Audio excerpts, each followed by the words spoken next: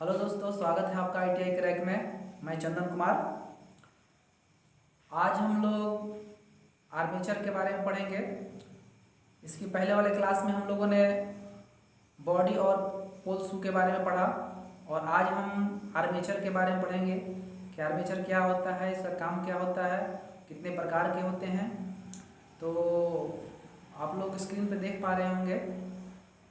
Video अच्छा लगे तो वीडियो को लाइक और सब्सक्राइब करना ना भूलें। और यह लेक्चर सभी प्रकार के प्रतियोगी परीक्षाओं के लिए भी उपयोगी होगा। तो हम लोग साथ में थ्योरेटिकल के साथ में प्रैक्टिकली भी देखेंगे उस चीज़ को क्या है और आर्मेचर किसे कहते हैं। तो चलिए वीडियो को स्टार्ट करते हैं। देखिए, आर्मेचर सबसे पहले हम ये जानने का प्रयास करते हैं कि आर्मेचर क्या होता है और आर्मेचर का काम क्या है। ठीक, आर्मेचर क्या होता है, आर्मेचर का काम क्या है, ये देखते हैं। देखिए, आर्मेचर एक प्रकार का घूमने वाला उपकरण है जो बॉडी के अंदर घूमता है। ठीक, जो बॉडी के अंदर घूमते रहता है और यह बेलनाकार होता है। क्या होता है? ये बेलनाकार होता है और ये घूमने वाला होता है और ये सिलिकॉन स्टील की बनाई जाती है। किसी का बना होता है? सिलिकॉन स्टील का बना होता है। आप एक एक पॉइंट पर ध्यान से समझेंगे तो आप लोगों को पढ़ने में बहुत मजा आएगा। ठीक है, ये क्या होता है? घूमने वाला होता है, घूर्णन होता है और यह सिलिकॉन स्टील की बनी होती है और बेलनाकार आकृति का होता है। ठीक, अब हम इसके आगे देखते हैं। यह क्या करता है कि जो हमारे बॉडी में फील्ड वाइंडिंग जो होती है उसके फ्लक्स को ये क्या करता है? आर्मेचर हमारा काटता है। ठीक, आर्मेचर के अंदर स्लॉट कटे होते हैं और उन स्लॉटों में वाइंडिंग की जाती है। ठीक, जब हम फील्ड वाइंडिंग के अंदर इस आर्मेचर को रन कराते हैं, फील्ड वाइंडिंग के अंदर आर्मेचर को रन कराते हैं तो वो चुंबकीय फ्लक्स को छेदन करता है और आर्मेचर के अंदर ईएमएफ उत्पन्न करता है। क्या करता है? ईएमएफ उत्पन्न करता है। और इस आर्मेचर के आगे वाले भाग पर एक कम्यूटेटर लगा होता है और उस कम्यूटेटर पर कार्बन ब्रश लगे होते हैं और उस कार्बन ब्रश के द्वारा हमारा जो उसमें आर्मेचर में उत्पन्न ईएमएफ बाहर निकाला जाता है। ठीक है, तो सबसे पहले हम ये चीज़ देख लेते हैं। अब हम इसको थोड़ा सा प्रैक्टिकली देखते हैं, उसके बाद हम लोग इसके बारे में समझेंगे। देखिए, ये जो आप देख रहे हैं, यही हमारा आर्मेचर होता है। ये जो आप देख रहे हैं, ये हमारा यहाँ से यहाँ तक यही हमारा आर्मेचर है। आगे की पार्ट जो आप देख रहे हैं इसको हम कम्यूटेटर के नाम से जानते हैं। इसके बारे में हम आपको आगे बताएंगे। अभी हम आर्मेचर की बात करते हैं। ठीक है, देखिए इसमें स्लॉट कटे हुए आप लोगों को दिख रहा होगा।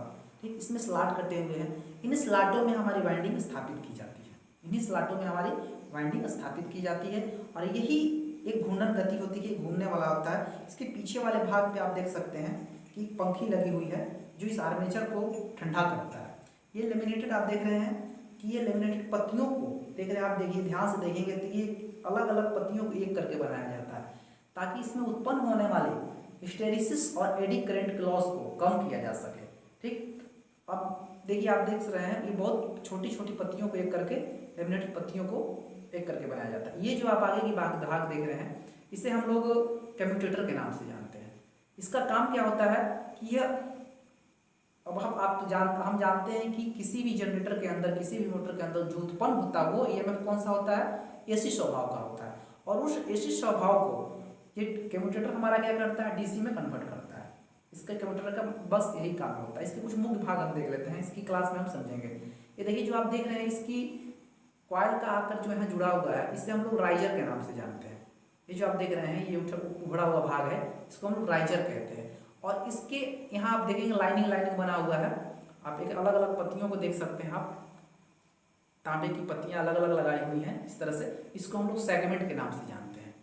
क्या ये लेमिनेटेड करके इन सेगमेंटों को बनाया जाता है? ये भी लेमिनेटेड होती हैं, सभी पत्तियों को एक करके बनाया जाता है। ठीक है, तो आप देख चुके हैं हमारा आर्मेचर क्या है।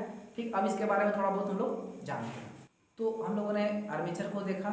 ठीक, अब इसकी थ्योरी के बारे में थोड़ा बहुत जानते हैं। देखिए, आर्मेचर सिलेंड्रिकल होता है, बेलनाकार प्रकार का होता है और यह घूमने वाला भाग होता है और सिलिकॉन स्टील की पत्तियों को एक करके बनाया जाता है, जैसा कि आप लोगों ने देख लिया है। अब ये क्या काम करता है? इसके जो स्लॉट होते हैं ये 3 प्रकार के होते हैं। स्लॉट क्या होता है ये, इसके स्लॉट 3 प्रकार के होते हैं। एक होता है हमारा, आप हर जितने भी हम चीज़ें बता रहे हैं वो बारी बारी से आपके स्क्रीन पे शो हो रहा है, हमारे लेक्चर को भी और स्क्रीन पे जो शो हो रहा है उसे भी, दोनों को आप ध्यान से समझें तो आपका 100% है कि ITI से संबंधित किसी प्रकार की इलेक्ट्रीशियन की क्वेश्चन आपसे नहीं छूटेगा। ठीक, तो आप ध्यान से समझें। देखिए स्क्रीन पे आप देख पा रहे हैं कि हमने 3 प्रकार के स्लॉट को दिखाया है। ठीक, स्लॉट कितने प्रकार के होते हैं, 3 प्रकार के होते हैं। फर्स्ट हमारा होता है खुला स्लॉट, दूसरा होता है अर्ध बंद स्लॉट और तीसरा होता है बंद स्लॉट। ठीक, क्या पहले ये देखेंगे कि खुला स्लॉट क्या होता है, थोड़ा थोड़ा सबके बारे में जानते हैं। देखिए खुला स्लॉट ये होते हैं कि ये चौड़ाई पर, जिसकी चौड़ाई जो होती है एक समान होती है। खुला स्लॉट में क्या होती है, इसकी चौड़ाई जो होती है एक समान होती है। ठीक, उसके बाद हमारा है अर्धबंद, ये क्या होता है कि शीर्ष पर ये क्या होता है, कम होता है, यानी इसका जो स्लॉट है पहले तो उभरा रहेगा लेकिन जब शीर्ष पर जाएगा तो वहाँ क्या हो जाएगा, इसके स्लॉट कम हो जाएंगे। ठीक, उसके बाद हमारा आता है बंद स्लॉट। बंद स्लॉट में क्या होता है कि ये छिद्र प्रकार के होते हैं, इसके स्लॉटों पर छिद्र होता है और उन छिद्रों में बाइंडिंग की जाती है। ठीक है, तो हम लोगों ने देख लिया कि स्लॉट 3 प्रकार के होते हैं। अब हम लोग देखेंगे कि ये जो लेमिनेटेड पत्तियां हैं इनकी मोटाई क्या होती है। ठीक है, जो लेमिनेटेड पत्तियां होती हैं इनकी मोटाई 0.35 से 0.6 mm होती है। क्या होती है, 0.35 से 0.6 mm। इसको आप नोट करेंगे, ये बहुत ही महत्वपूर्ण है कि आता है एग्जामों में कि लेमिनेटेड पत्तियां जो होती हैं वो उनकी मोटाई कितनी होती है, तो 0.35 से 0.6 mm के बीच में होती है। ठीक, थोड़ा बहुत आगे पीछे भी हो सकता है, आप तो उसके क्वेश्चन के हिसाब से आप देख सकते हैं। ठीक है, अब हमने आर्मेचर के बारे में पढ़ा, अब हम जानेंगे आगे आर्मेचर की वाइंडिंग के बारे में, कि इसमें कौन कौन से वाइंडिंग होते हैं, आर्मेचर में कौन कौन वाइंडिंग होता है, इसके वाइंडिंग के बारे में जानते हैं। देखिए आर्मेचर में 2 प्रकार की वाइंडिंग होती है। आर्मेचर में कितनी प्रकार की वाइंडिंग होती है, 2 प्रकार की वाइंडिंग होती है। तो जो स्लॉटों में वाइंडिंग कहते हैं किसे हैं आपको बता देता हूँ। जो स्लॉट में कंडक्टर को तारों को लपेटा जाता है उसे ही हम लोग वाइंडिंग कहते हैं। ठीक है, तो ये 2 प्रकार का होता है, एक होता है हमारा लैप बाइंडिंग और दूसरा होता है वेव बाइंडिंग। ठीक, क्या होता है, एक लैप बाइंडिंग, एक होता है वेव बाइंडिंग। ठीक है, हम सभी को बारी बारी से स्क्रीन पर शो कर रहे हैं ताकि आप लोगों को समझने में आसानी हो। ठीक है, तो लैप बाइंडिंग के बारे में हम लोग जानते हैं। देखिए ये क्या होता है कि ये लैप बाइंडिंग में इनके संयोजक जो सिरे होते हैं, संयोजक सिरे जो होते हैं, अब मान लीजिए कि आपसे आपके पास आर्मेचर दे दिया गया और बताया कि ये बताइए इसमें कौन सी बाइंडिंग है, तो हम कैसे पहचानेंगे। तो इसको पहचानने का तरीका है लैप बाइंडिंग का अलग और वेव बाइंडिंग का अलग। तो लैप बाइंडिंग में हम देखेंगे इनके जो संयोजक सिरे होते हैं, क्या होते हैं, संयोजक जो सिरे होते हैं एक दूसरे पर चढ़े होते हैं। जिस बाइंडिंग आर्मेचर बाइंडिंग जिनके संयोजक सिरे एक दूसरे पर चढ़े हों उसे हम लोग लैप बाइंडिंग के नाम से जानेंगे। ठीक, उसके बाद वेव बाइंडिंग में क्या होता है, इनके जो होते हैं, हम लोग लैप बाइंडिंग में क्या देखा कि जो संयोजक इनके सिरे होते हैं एक दूसरे पर चढ़े होते हैं। ठीक है, और वेव बाइंडिंग में क्या होता है कि इनके संयोजक सिरे, वेव में देखिए वेव में क्या होता है कि इनके जो संयोजक सिरे हैं निरंतर आगे बढ़ते रहते हैं। ठीक है, जैसे कॉइल का दूसरा सिरा अन्य कॉइल के प्रथम सिरे के साथ जुड़ा होता है, किसमें, वेव बाइंडिंग में। ठीक, हमने लैप बाइंडिंग और वेव बाइंडिंग को समझा। अब हम देखते हैं कि लैप बाइंडिंग क्या है और इसके बारे में जानते हैं। ठीक, चलिए लैप बाइंडिंग में देखते हैं। देखिए इसमें 2 प्रकार की बाइंडिंग होती है।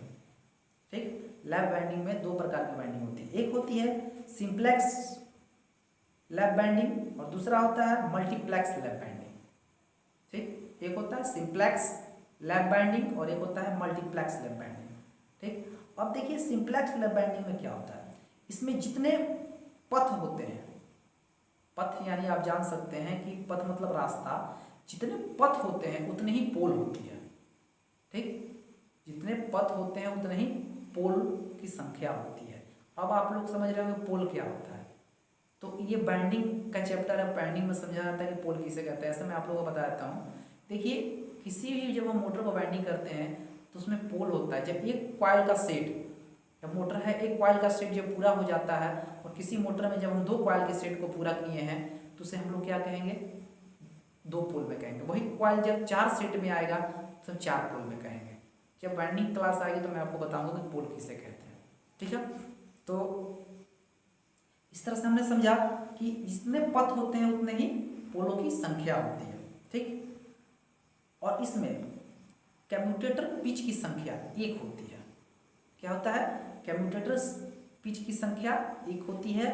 उसके बाद ब्रशों के बीच, मैं आपको एक एक मुख्य पॉइंट बता रहा हूं जो आपके एग्जाम में बहुत महत्वपूर्ण होगा।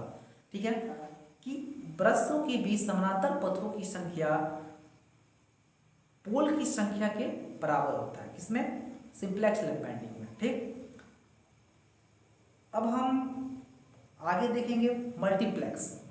हमने सिंप्लेक्स पढ़ लिया, अब हम देखते हैं मल्टीप्लेक्स में क्या होता है। देखिए इसमें क्या होता है कि कॉइल की जो संख्या है, क्या है? कॉइल की संख्या स्लॉट की संख्या का, कॉइल हम देखिए मल्टीप्लेक्स पहचानने का तरीका है कि मल्टीप्लेक्स किसे कहेंगे, ये एग्जामों में भी आता है कि कॉइल की संख्या स्लॉट की संख्या का 2, 3, 4 गुना होती है। 2 होगा या 3 होगा या 4 गुना होगी। ठीक, अब हम देखते हैं कि 2 गुना होगा तो उसे क्या कहेंगे, 3 गुना होगा तो उसे क्या कहेंगे, और 4 गुना होगा तो उसे क्या कहेंगे। ठीक है, अब देखिए जब 2 गुना हो तो उसे हम लोग डुप्लेक्स लैप बाइंडिंग कहेंगे, 3 गुना हो तो ट्रिप्लेक्स लैप बाइंडिंग कहेंगे, और जब यह 4 गुना हो तो इसे हम लोग क्वाड्रुप्लेक्स कहते हैं। ठीक, और हमारा आता है वेव बाइंडिंग। ठीक, तो वेव बाइंडिंग देखते हैं। चलिए देखिए वेव बाइंडिंग में क्या होता है, इनकी जो संयोजक सिरे होते हैं वो निरंतर, जैसे एक कॉइल का दूसरा सिरा अन्य कॉइल के प्रथम सिरे के साथ जुड़ा होता है। ठीक, एक कॉइल का दूसरा सिरा अन्य कॉइल के प्रथम सिरे के साथ जुड़ा हो, उसे हम लोग वेव बाइंडिंग कहते हैं। ठीक है, ये आता है एग्जाम में, इसको ध्यान से समझेंगे। मैं आपको एक एक पॉइंट समझाने का प्रयास करूंगा। ठीक, तो अब ये हम लोगों ने समझ लिया कि वेव बाइंडिंग क्या है। ठीक, अब ये सिंप्लेक्स भी हो सकता है और मल्टीप्लेक्स भी हो सकता है, जैसा कि हम लोगों ने पहले देखा उस तरह से ये भी हो सकता है, यानी सिंप्लेक्स भी हो सकता है और मल्टीप्लेक्स भी हो सकता है। ठीक, तो इस तरह से हम लोगों ने आर्मेचर क्या होता है और आर्मेचर का प्रयोग क्यों करते हैं और ये कितने प्रकार का होता है, इसकी बाइंडिंग कितने प्रकार की होती है, हम लोगों ने समझा। अब हम थोड़ा सा ये जानने का प्रयास करते हैं कि लैप बाइंडिंग का प्रयोग कहाँ करते हैं और वेव बाइंडिंग का प्रयोग कहाँ करते हैं, क्योंकि एग्जाम में ये बहुत महत्वपूर्ण होता है। देखिए लैप आपकी स्क्रीन पे भी हमने एक चार्ट बना के रखा हुआ है, देखा स्क्रीन पे दिख रहा होगा, उसको भी देखें और हमारे लेक्चर को भी सुनें, बहुत ही आपके एग्जाम के लिए महत्वपूर्ण है। ठीक, तो देखिए लैप बाइंडिंग में क्या होता है, कॉइल लीड, कॉइल की जो लीड होते हैं, सिरे जो निकले होते हैं उसे लोग लीड बोलते हैं। कॉइल लीड एक दूसरे पर चढ़ी होती है, कॉइल की लीड एक दूसरे पर चढ़ी होती है, जैसा कि आप लोग अभी हमने बताया इसके पहले कि लैप बाइंडिंग क्या होता है। ठीक, तो वो क्या होता है कि कॉइल की लीड एक दूसरे पर चढ़ी होती है। उसके बाद हम देखते हैं वेव बाइंडिंग में, इसमें क्या होता है, कॉइल लीड, इसमें क्या होता है, कॉइल लीड श्रेणी परिपथ की जैसी जुड़ी होती है। क्या होता है, कॉइल लीड श्रेणी परिपथ की जैसी जुड़ी होती है। उसके बाद हम देखते हैं लैप बाइंडिंग में इसकी समानांतर बाइंडिंग होती है। ये क्या होती है, इसकी बाइंडिंग समानांतर होती है, और वेव बाइंडिंग में क्या होता है, सीरीज में होती है। ठीक, एक एक चीज को लैप बाइंडिंग जो है, यह लैप बाइंडिंग में क्या है कि यह बाइंडिंग किसी भी आर्मेचर में की जा सकती है। लैप बाइंडिंग हम किसी भी आर्मेचर में कर सकते हैं, इसमें कोई ये नहीं है। लेकिन वेव बाइंडिंग जो है इसमें कम्यूटेटर का जो पिच है, अब ये हो गया कि पिच किसे कहते हैं। देखिए क्या होता है पिच, जब हम वाइंडिंग करते हैं, जैसे हमने देखिए आप जो यहाँ बैंड देख रहे हैं स्लॉट कटे हुए हैं। ठीक है, ये जो आप स्लॉट कटे हुए हैं, मान लीजिए यहाँ से लेकर के 1 2 3 4 5, हमने 5 यहाँ से यहाँ तक 5 रखा। ठीक, काउंट किया, यहाँ से और यहाँ तक में जितने कॉइल, जितने स्लॉट बचे हुए हैं, जैसे यहाँ से यहाँ तक में है कितने स्लॉट, 1 2 3। ठीक, इसे हम क्या कहेंगे, पिच कहेंगे। इसके बीच की जो बचा हुआ स्लॉट है उसे ही हम लोग क्या कहते हैं, पिच कहते हैं। ठीक, तो क्लियर हो गया आप लोग को। देखिए तो अब हम देख रहे हैं कि क्या है कि वेव बाइंडिंग में कम्यूटेटर पिच एक पूर्ण संख्या होती है। ठीक, अब फिर हम देखते हैं लैप बाइंडिंग में विद्युत वाहक बल का मान। लैप बाइंडिंग में विद्युत वाहक बल का मान कम होता है, लेकिन वेव बाइंडिंग में विद्युत वाहक बल का मान अधिक होता है। वेव बाइंडिंग में क्या होता है, विद्युत वाहक बल का मान अधिक होता है। उसके बाद लैप बाइंडिंग में यह अधिक विद्युत धारा क्षमता वहन करने वाली मशीनें होती हैं। क्या होता है, अधिक विद्युत धारा क्षमता वहन करने वाली मशीनें होती हैं। और वेव बाइंडिंग अधिक वोल्टेज वाली मशीनें होती हैं।